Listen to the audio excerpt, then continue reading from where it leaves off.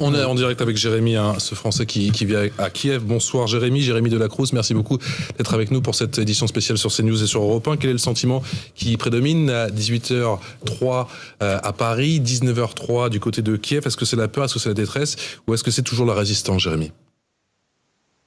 C'est toujours la résistance ici, on est fort.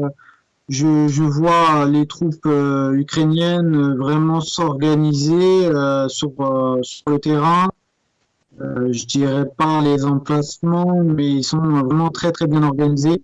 Pour le moment, on tient quoi. Moi, je continue à fournir en médicaments les hôpitaux, les militaires. Notamment, j'ai acheté ce matin des provisions en couches, en lait, en biberon, tout ce qui est nécessaire pour les naissances, parce que dans les hôpitaux, il y a des naissances. Donc, j'ai été déposer ça tout à l'heure.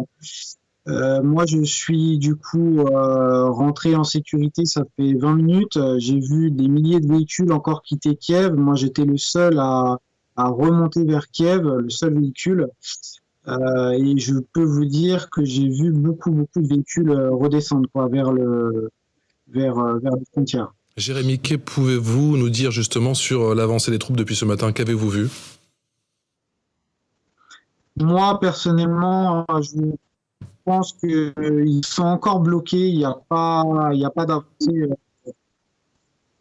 vers là où je suis, quoi. Je dirais pas précisément.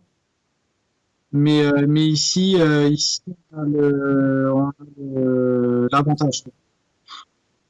Est-ce que vous êtes au courant, la tour de télé, la tour de la télé ukrainienne a été touchée il y a quelques minutes. Il y a au moins 5 morts. Est-ce qu'on en parle à la télé ukrainienne?